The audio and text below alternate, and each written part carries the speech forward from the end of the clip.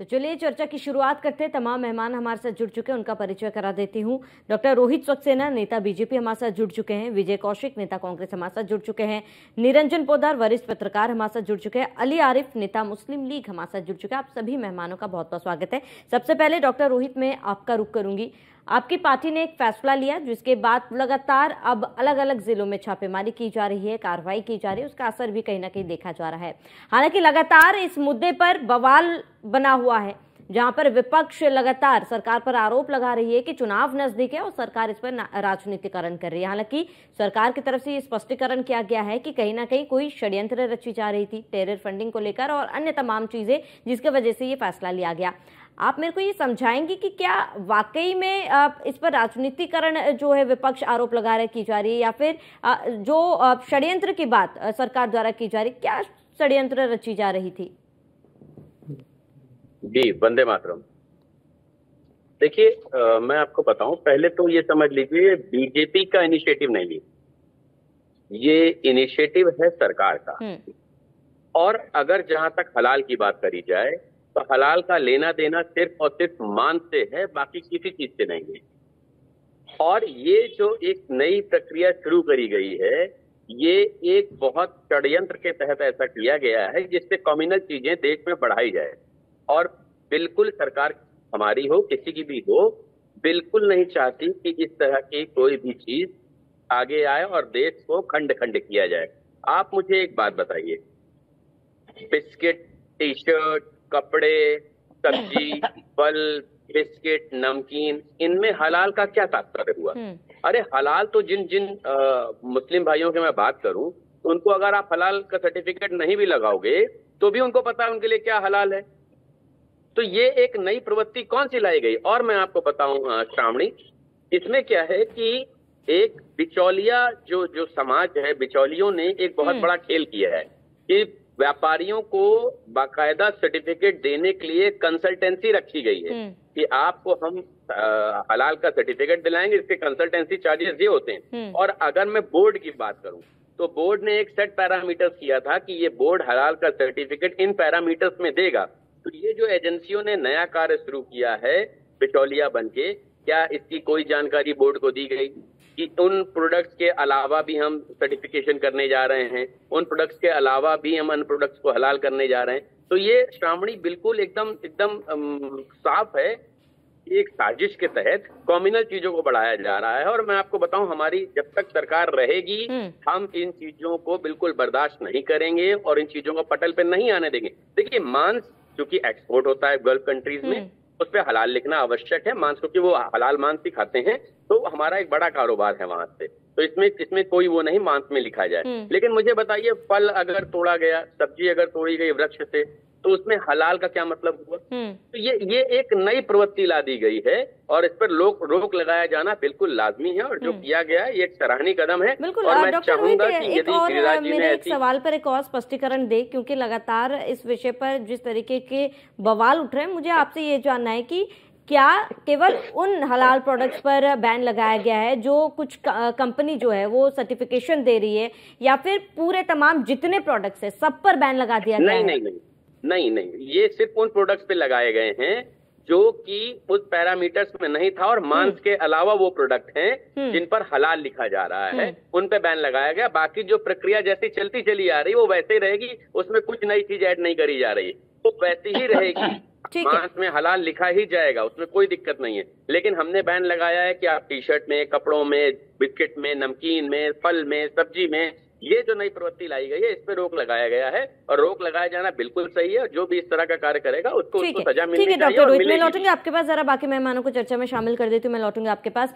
विजय कौशिक, कांग्रेस नेता, हमारे साथ जुड़ चुके हैं। विजय जी, जरा आप ये बताएंगे कि फिलहाल कांग्रेस का स्टैंड क्या है इस मुद्दे पर? देखिए, हमारा स्टैंड बड़ा स्पष्ट है। देश के संविधान के खिलाफ कोई भी कार्य नहीं। दूसरी बात यह है कि कोई गैर सरकारी एजेंसी अगर कोई किसी तरह का सर्टिफिकेट बांट रही है जो कि सरकार के नियमों के खिलाफ है, तो उन पर रोक लगनी चाहिए।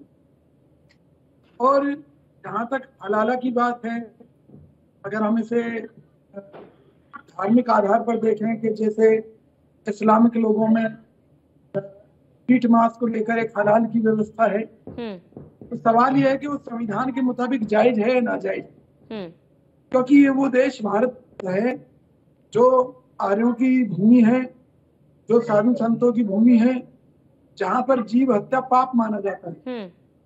उन परिस्थिति में किसी पशु या जीव को तड़पा तड़पा कर मारना क्या वो संविधान के हिसाब से जायज है?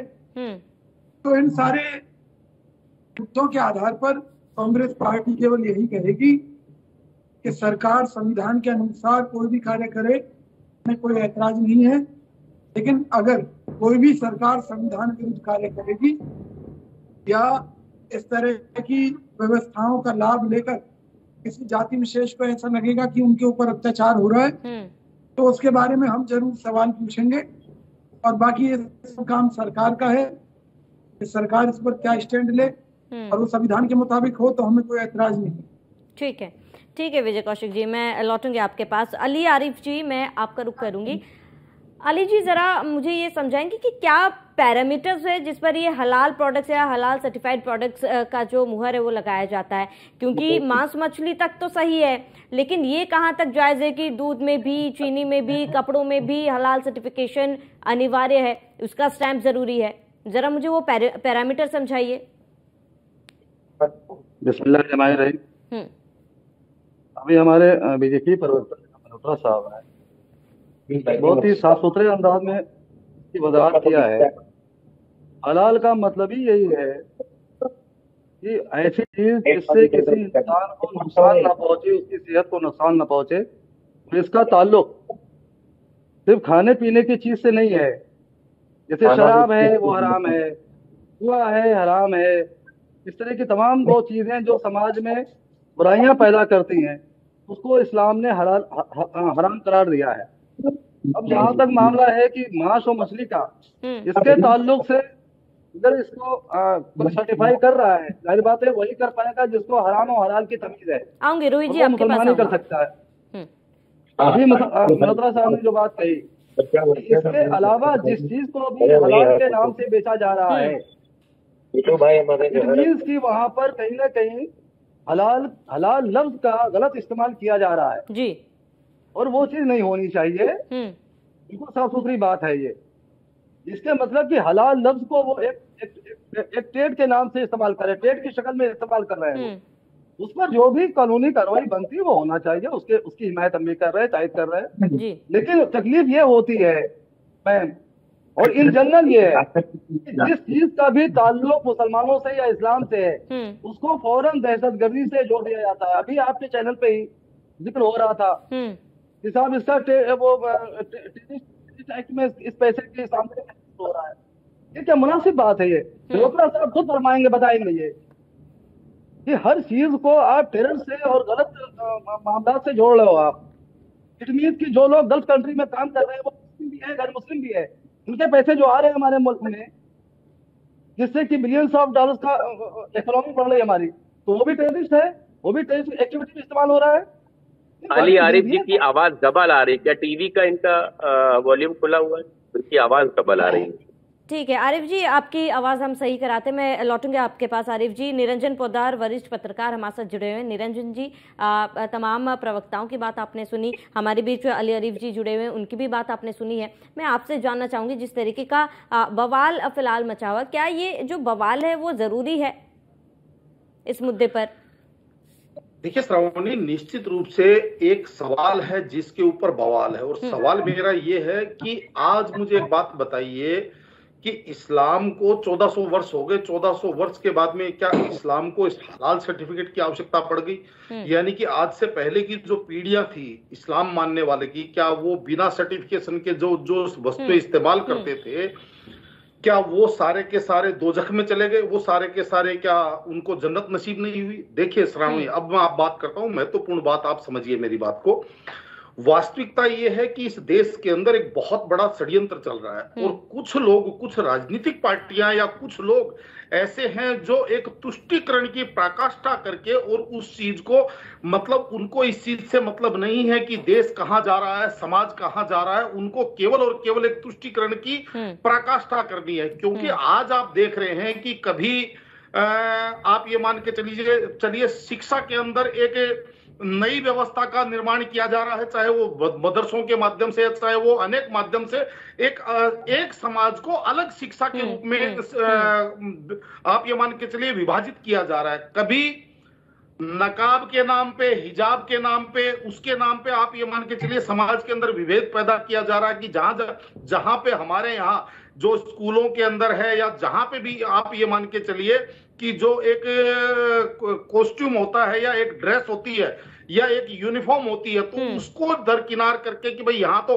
हिजाब और नकाब ही चलेगा, तो वो सब चीजें को षड्यंत्र। और अब एक ये जो हलाल सर्टिफिकेशन के साथ इसका सरकारी रूप से इसका कहीं कोई प्रमाणीकरण नहीं है, कहीं किसी सरकार की तरफ से कोई नोटिफिकेशन नहीं है, कोई गजट नहीं है, यानी कि स्वयं वो संस्थाएं ऐसी बन गई जो ये सर्टिफिकेशन देना चालू कर दी, यानी कि एक पैरेलल इकोनॉमी। और जो सुनने में आ रहा है कि पैरेलल एक अलग से एक मुद्रा भी हो सकता है, बहुत जल्द लॉन्च हो जाए। और ये पैसा जो सारा का सारा पैसा हलाल के माध्यम से, तमाम इन चीजों से जो सारा पैसा आ रहा है, उसके सोर्स क्या है, वो आगे जाकर के कहां जाएंगे, कहां नहीं जाएंगे। आप मुझे एक बात बताइए श्रावणी जी, ये सारी की सारी जो चीजें हो रही है, क्या ये एक देश के अंदर दूसरा देश उत्पन्न करने का प्रयास किया जा रहा है? यानी कि द्विराष्ट्र सिद्धांत दोबारा से जो 1947 से पहले दो राष्ट्रीय सिद्धांत शुरू हुआ था, क्या अब दोबारा से वही षड्यंत्र चल रहा है? अरे भाई, कौन है ये लोग, कहां से आते हैं ये लोग? ऐसे लोग जिनको हर चीज के अंदर हलाल और हराम। और सबसे बड़ी श्रावणी जी आपको मैं बताऊं, जब हास्यास्पद तब लगती है बात कि जब चोरी का पैसा, जब बेईमानी का पैसा, जेब तराशी का पैसा, गुंडई का पैसा, उस पैसे यानी कि हराम के पैसे से हलाल की चीज खरीद करके और बंदा उसका इस्तेमाल करेगा। भाई बड़ा कमाल की बात हो गई। आप पैसा जो बहुत सारे व्यक्ति हैं पैसा कमाते हैं। निरंजन जी, क्या आपको नहीं लगता इस पूरे मामले पर राजनीतिकरण किया जा रहा है, जिस तरीके से विपक्ष आरोप लगा रहा है? तो यही तो इस देश का दुर्भाग्य है ना श्रावणी जी, कि कोई भी व्यक्ति इस चीज को नहीं समझ रहा कि जब सन 1947 में देश का विभाजन हुआ था, धर्म के आधार पर विभाजन हुआ था, उसकी नींव कहां से पड़ी थी? उसकी नींव ऐसी तो धीरे धीरे करके तुष्टीकरण और एक वहाबीकरण की वजह से उसकी एक नींव पड़ी थी। आप मुझे एक बात बताइए, आज सन 1947 में देश का विभाजन हुआ, उसके बाद में जो मुस्लिम समाज यहाँ हिंदुस्तान में रह गया, उसको आप ये मान के चलिए 70 वर्षों तक उस समाज को कोई परेशानी नहीं हुई। और जो यहाँ का बहुसंख्यक समाज था, उस समाज को उस समाज से कोई परेशानी नहीं हुई। वास्तविकता क्या है आपको मैं बताऊं, इस्लाम के अंदर भी श्रावणी जी आपको ये चीज समझनी पड़ेगी, इस्लाम के अंदर भी दो प्रकार की धाराएं चलती हैं, एक वहाबीकरण और एक सूफीकरण। जो सूफी इस्लाम है उससे किसी को कोई परेशानी नहीं, ना किसी बहुसंख्यक को, ना किसी अन्य समाज को। लेकिन जो वहाबीकरण है ना, उससे सारी की सारी समस्या की जड़ पूरी दुनिया में, मैं केवल भारत की बात नहीं कर रहा, जो इस्लामिक राष्ट्र है, मिडिल ईस्ट के राष्ट्र है, वहां पे भी आप जाकर के देखेंगे, चाहे ISIS हो, चाहे ये बोको हराम हो, चाहे अलकायदा हो, ये सारे के सारे जो टेररिस्ट ग्रुप हैं, ये ग्रुप कहां से उत्पन्न होते हैं? ये सारे के सारे जो ये संगठन बन रहे कहां से उत्पन्न होते हैं? ये वहाबीकरण से उत्पन्न होते हैं। और मैं तो कहता हूं कि इस समय आपको इन सब चीजों से स्वयं मुस्लिम समाज को इन चीजों से लड़ने की आवश्यकता है कि भाई जिस तरीके से पूरे विश्व के अंदर एक आप ये मान के चलिए एक इनको एक अलग दृष्टिकोण से देखा जा रहा है, तो वो कुछ मुट्ठी भर जो वहाबी लोग हैं उनकी वजह से तो आज मेरे हिसाब से इस समाज को आगे बढ़ करके ऐसे लोगों को दूर करके और भाईचारा और जिस तरीके से हम जो पढ़ते और ठीक है निरंजन जी, मैं लौटूंगा आपके पास। डॉक्टर रोहित, मैं आपसे ये जानना चाहूंगी, क्योंकि अचानक से सर्टिफिकेशन की बात और सर्टिफिकेशन जरूरी क्यों हो गई, और इसके साथ ही क्योंकि हमने अब हाल ही में देखा है कि बिहार में इसको बैन करने को लेकर, हलाल सर्टिफिकेशन को बैन करने को लेकर मांग उठी है, कर्नाटक में भी उठी है। तो ऐसे में क्या ये मान लिया जाए कि जहां जहां पर बीजेपी शासित प्रदेश जो है, राज्यों में, अब फिलहाल हर जगह इस तरीके का बैन जो है वो देखा जाएगा? देखिए श्रावणी जी, पहले मैं आरिफ जी की कही हुई कुछ बात का जवाब देता हूँ। उन्होंने जैसे कहा कि हलाल का मतलब ये है कि ये शराब हमारे यहाँ हराम है, तो क्या शराब पे हलाल का सर्टिफिकेट लगाया जा रहा है? जुआ इनके यहाँ हराम है, तो क्या जुआ पे हलाल का सर्टिफिकेट लगाया जा रहा है? मैंने पहले ये बात कही, मुस्लिम भाइयों को ये पता है कि क्या हलाल है क्या हराम है, उसके लिए उनको किसी की किताब या किसी के सर्टिफिकेट की जरूरत नहीं है। दूसरी बात आरिफ भाई ने ये कही कि हलाल का मतलब ये होता है कि इससे किसी को नुकसान ना पहुंचाओ, तो भाई साहब फिर तो मुझे लगता है कुर्बानी आपकी सबसे ज्यादा दिक्कत हो गई, क्योंकि उससे किसी की जान जा रही है। तो ऐसी कोई भी बात, हवा की बात मत करिए, मेरी बात समझिए। हलाल का सिर्फ और सिर्फ लेना देना, अगर सर्टिफिकेशन की बात करी जाए, मैं धर्म की बात नहीं कर रहा हूँ, सर्टिफिकेशन की बात करी जाए तो वो सिर्फ और सिर्फ मांस पर है, क्योंकि हम एक्सपोर्ट करते हैं, गल्फ कंट्रीज में प्रेफर किया जाता है केवल हलाल खाया जाए। लेकिन ये बताइए, ये कौन सी नई प्रवृत्ति शुरू हो गई है कि उनके अलावा सर्टिफिकेशन शुरू हो गया है? और आप समझिए ये क्यों हो रहा है, मैं आपको बताऊं।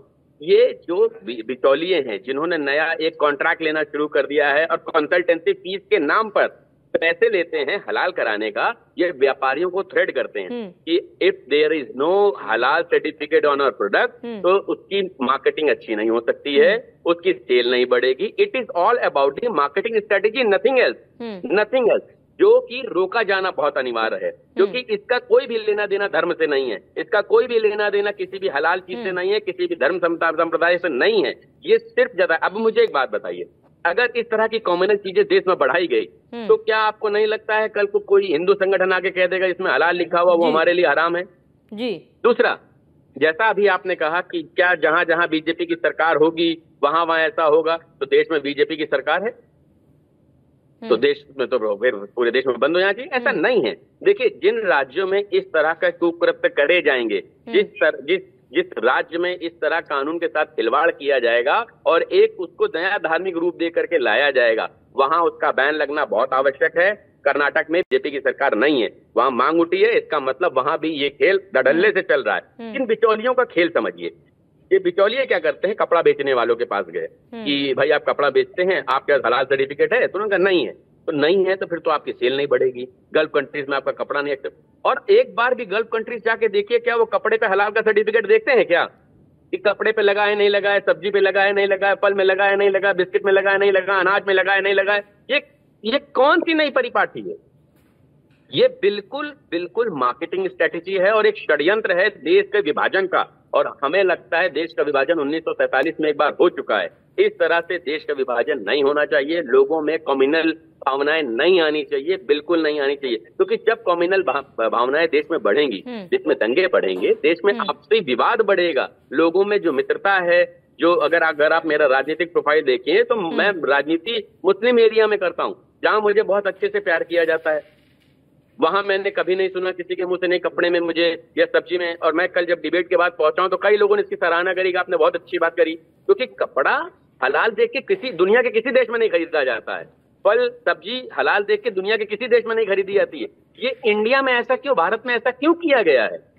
क्योंकि इनकी एक सोची समझी साजिश है उन देश विरोधी ताकतों को पैसे से मजबूत करने की, कि वो इस पैसे को देश के खिलाफ इस्तेमाल कर सकें। और ये बैन लगना बहुत आवश्यक है, वरना इसके दूरगामी परिणाम बहुत बुरे होने वाले हैं। और अगर आज बैन नहीं लगा, कल अन्य धर्म के लोग खड़े हो जाएंगे। ये बैन बेहद ही आवश्यक है, बीजेपी प्रवक्ता का कहना है। आपसे मैं आपका रिएक्शन जानना चाहूंगी इस पर। और इसके साथ ही आपके लिए मेरा ये सवाल है, क्योंकि आपने साफ तौर पर कहा है कि जो कंपनियां हैं जो सर्टिफिकेशन देती है, मैंने आपसे पैरामीटर्स भी इससे पहले भी पूछे थे, जो कंपनी सर्टिफिकेट्स देती है, क्या गारंटी है कि वाकई में जो हलाल सर्टिफिकेशन दिया जाता है वो हलाल के दायरे में आता है? और क्या गारंटी कि केवल ऐसे ही स्टैंप लगाकर आगे बढ़ा दिया जाता है?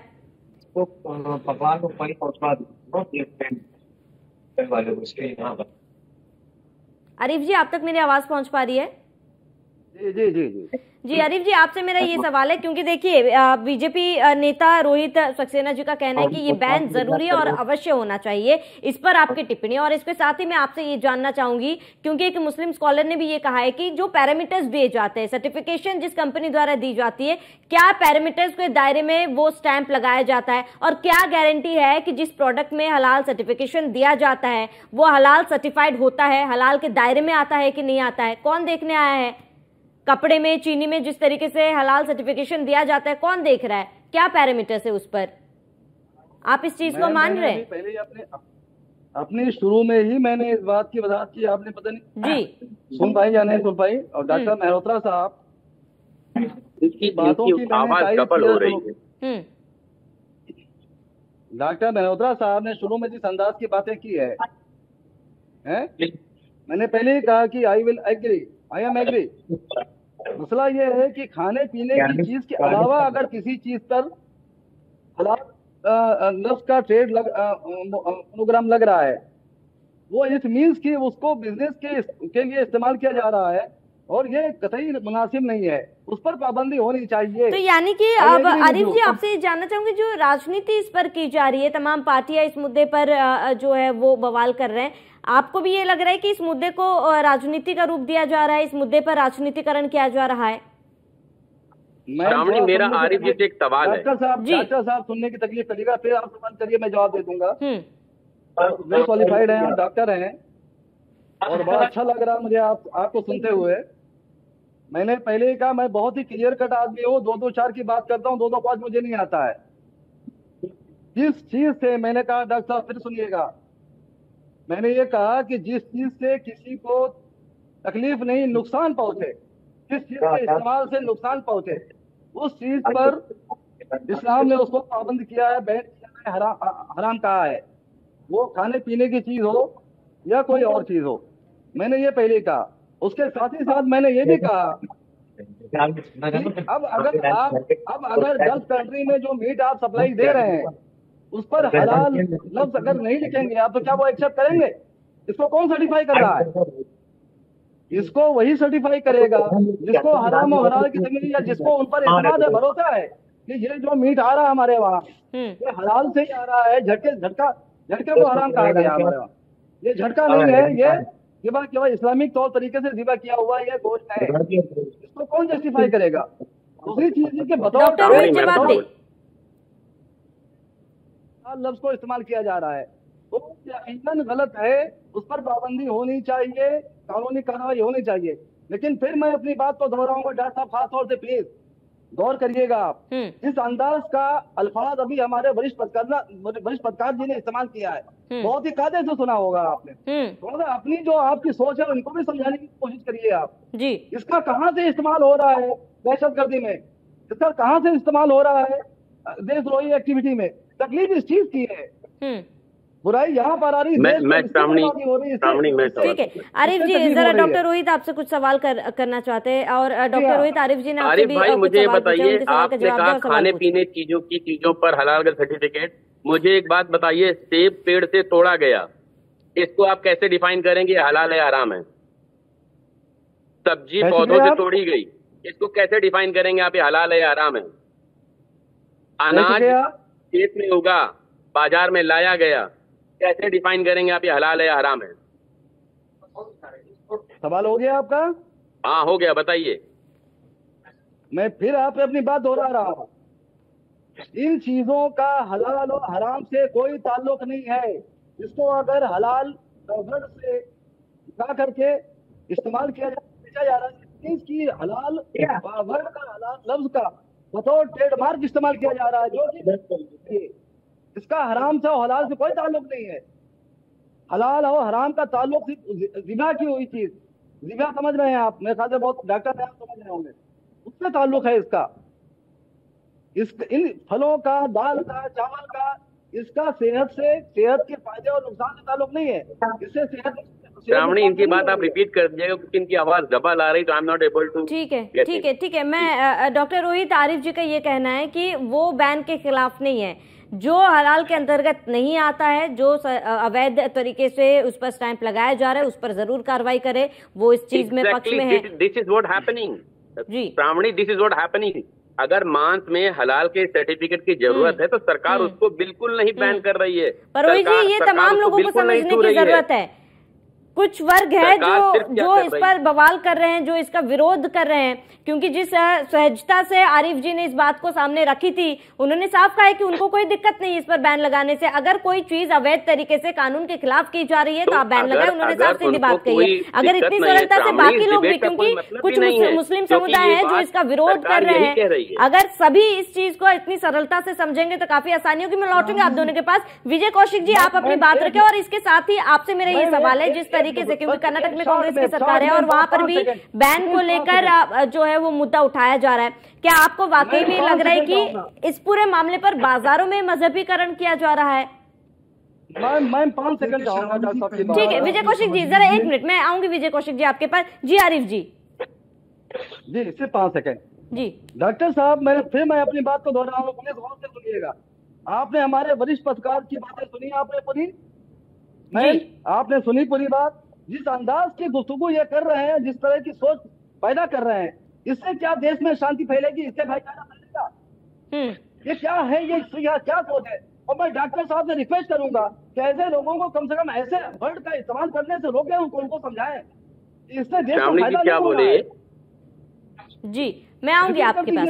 आरिफ जी मैं आऊंगी आपके पास, रोहित जी मैं भी आऊंगी आपके पास। विजय कौशिक जी आप अपनी बात पूरी करें। इनका ऑडियो थोड़ा सही करा दिए, डुअल ऑडियो आ रहा है, तो ठीक है मैं अपनी टेक्निकल टीम से कहती हूँ कि जरा आरिफ जी के ऑडियो को ठीक करिए, दिक्कत आ रही है उनके ऑडियो में। जी विजय कौशिक जी आप अपनी बात पूरी करें।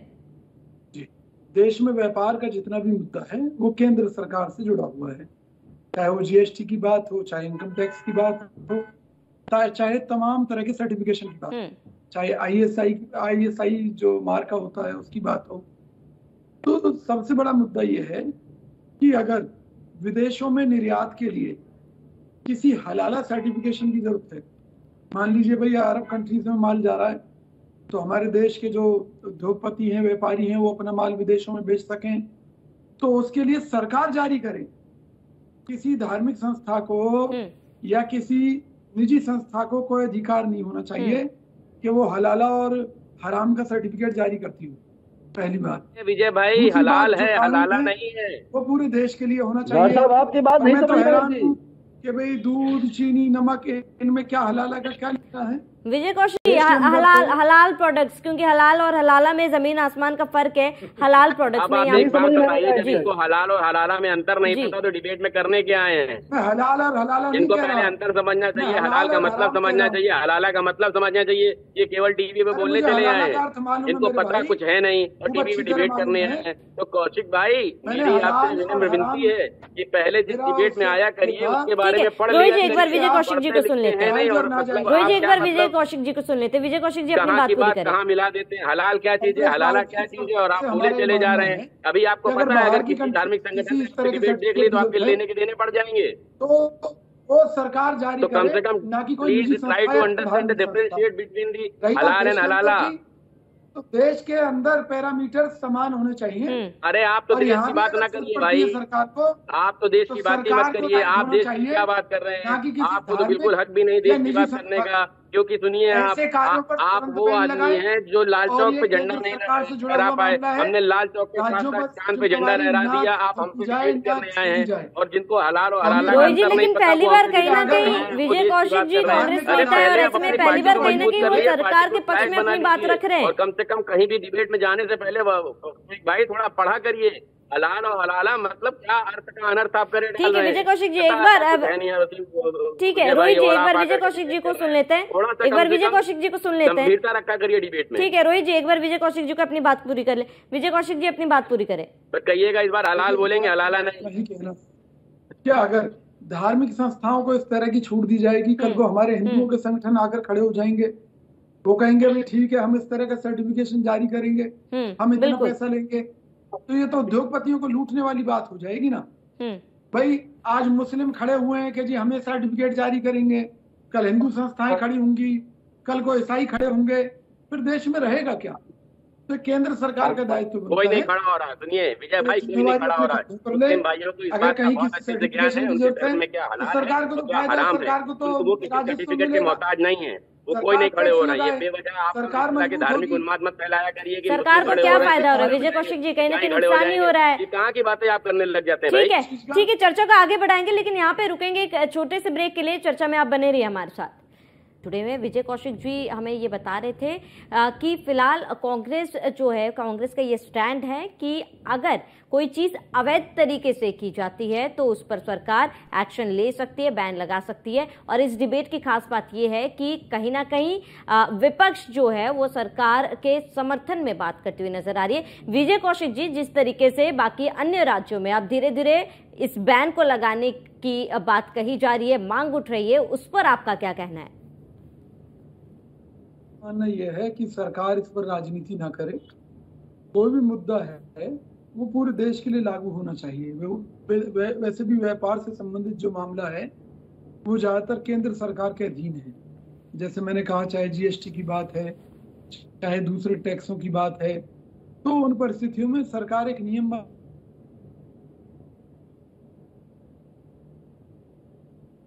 की चीज को या किसी भी उत्पाद को, किसी तरह का सर्टिफिकेट कोई प्राइवेट संस्था या धार्मिक संस्था जारी करे।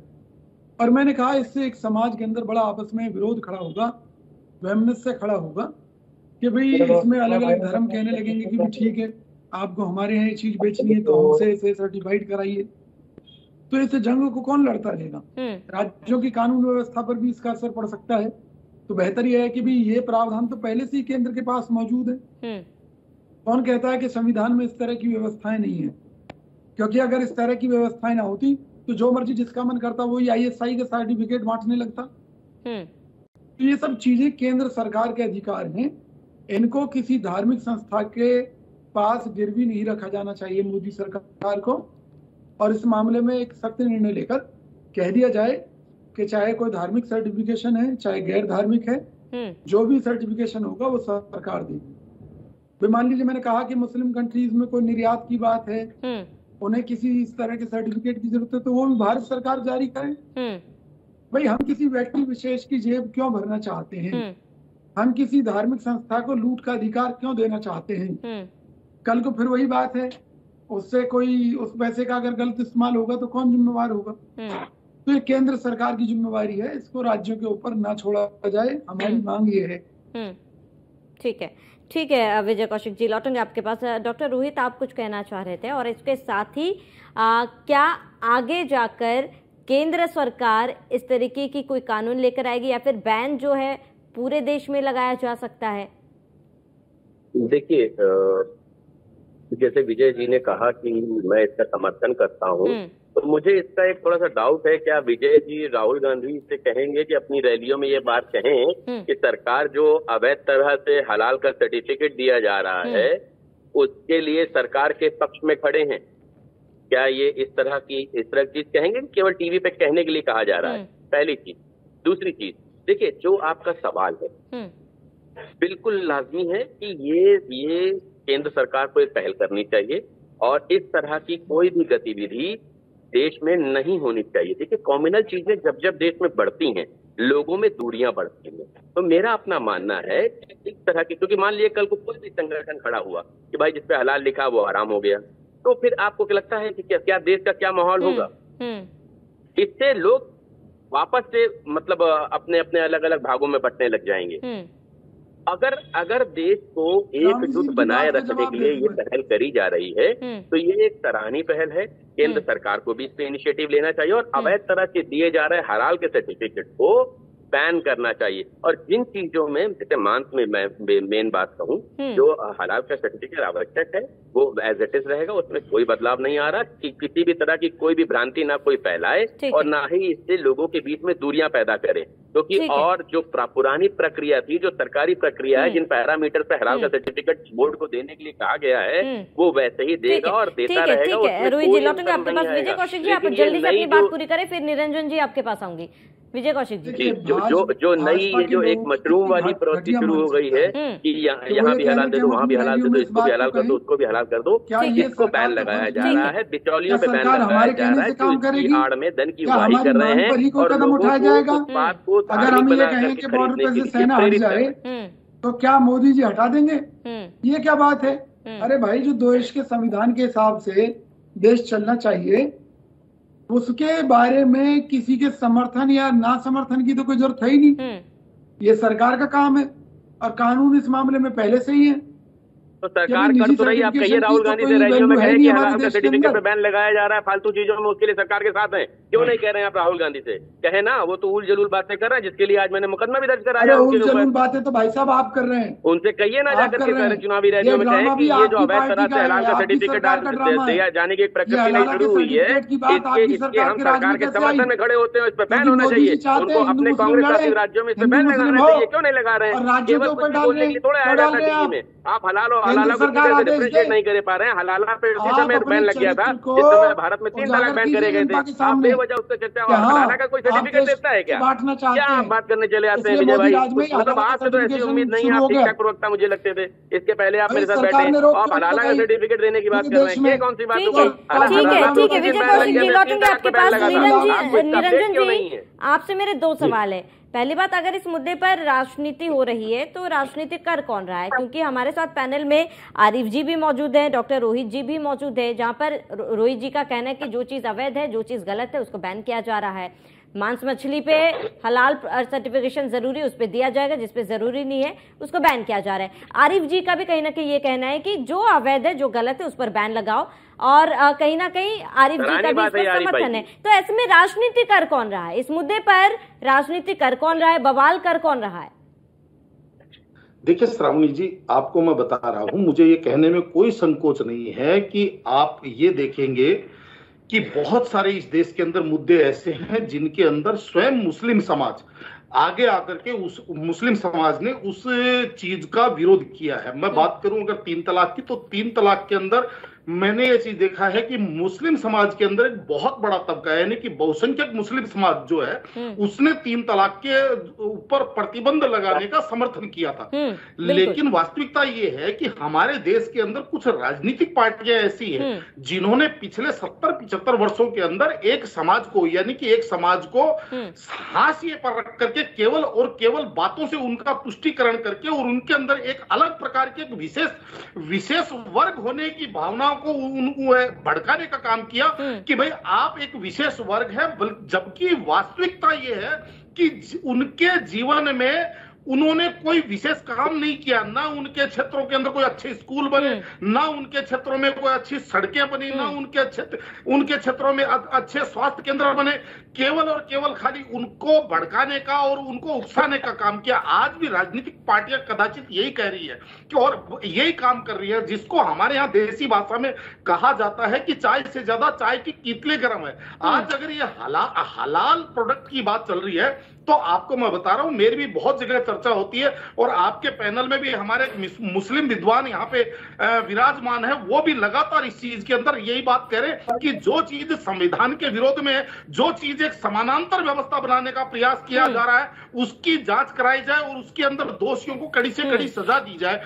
लेकिन वास्तविकता यह है कि कुछ राजनीतिक पार्टियां जिन्होंने इस समाज को केवल वोट बैंक समझा आज तक, वो उस समाज को फिर से भ्रमित करके, फिर से उकसा करके और एक राजनीति का अपना कुत्सित, जिसको कहते हैं घृणित राजनीति का एजेंडा चला रहे हैं। चाहे वो आपने नकाब पे और हिजाब पे देखा होगा, चाहे आज हलाल पे देखिए, यानी कि तमाम जो एक वैकल्पिक समानांतर व्यवस्था चलाने का प्रयास किया जाता है इस देश के अंदर, समानांतर एक, चाहे वो PFI हो, SDPI हो, तमाम जो जिस तरीके से षड्यंत्रकारी जो संस्थाएं हैं वो आगे आकर के, तो उनका समाज, मुस्लिम समाज के अंदर भी बहुत बड़ा विरोध होता है। लेकिन वास्तविकता ये है कि मीडिया में वो जो बड़ी संख्या में जो लोग हैं उनको नहीं दिखाया जाता। कुछ चुनिंदा लोग आकर के टीवी चैनल्स के ऊपर बैठ करके और उस समाज का मुखौटा बन करके उस समाज का मेरे हिसाब से जितना नुकसान। निरंजन जी, तो क्या आप इसको एक राजनीति स्टंट मान रहे हैं? क्या सवाल किया आपने? इस पूरे मुद्दे को क्या आप एक राजनीति स्टंट मान रहे हैं? नहीं, राजनीतिक स्टंट ये इस तरीके से मैं मान रहा हूं श्रावणी जी, आप इस बात को समझिए कि कुछ देश विरोधी मानसिकता के लोग ऐसे हैं जो यहाँ पे समानांतर व्यवस्था, सरकार के और संविधान के समानांतर अपनी एक व्यवस्था खड़ी करना चाहते हैं। और निरंजन जी, जरा आरिफ जी को सुन लेते हैं क्योंकि समिति कर लिया हमारे पास। जरा आरिफ जी को सुन लेते हैं। आरिफ जी, आप कुछ कहना चाह रहे थे, आप अपनी बात पूरी करें। 10 सेकंड अगर आप मुझे दे दें। जी रोहित जी, आ रही हूँ मैं, जरा आरिफ जी को सुन लेते हूँ, फिर मैं आपको समझूंगी। आरिफ जी जल्दी से आप अपनी बात रखें। डॉक्टर साहब प्लीज आप। ठीक है रोहित जी, आप अपनी बात पूरी करें। बताइए, श्रावणी जी मुझे एक बात बताइए, जिम्मेदार राजनीतिक पार्टी होने के नाते क्या विपक्षियों को ये बात खुलेआम लोगों को बतानी नहीं चाहिए, उनको एडुकेट नहीं करना चाहिए कि जो हलाल सर्टिफिकेट पहले से एक बदस्तूर चला आ रहा था वो वैसा ही रहेगा, आप लोग बिल्कुल पथ भ्रमित ना हो, बिल्कुल उससे आतंकित ना हो, वो वैसे ही चलेगा, लेकिन ये जो नई प्रवृत्ति शुरू हुई है इसको रोका जाएगा, उनको ये नहीं करना चाहिए। बिल्कुल, कहना कि रोहित जी ये ऐसा एक कहीं ना कहीं मुझे भी ये लगता है कि समाज में, सोसाइटी में गलत मैसेज जा रहे हैं, लोग अभी तक माइंड से क्लियर नहीं हो पाए हैं कि क्या कदम उठाया गया है, क्यों कदम उठाया गया है। बजाय एडुकेट करने के उनको भ्रमित कर रहे हैं कि नहीं पुरानी प्रवृत्ति। ठीक है रोहित जी, मैं लौटूंगी जरा आरिफ जी को, क्योंकि समय की कमी है हमारे पास, जरा आरिफ जी को सुन लेती हूँ। आरिफ जी आप बताएं। बैन नहीं है जी, आरिफ जी आप अपनी बात। आरिफ भाई आप बोलिए।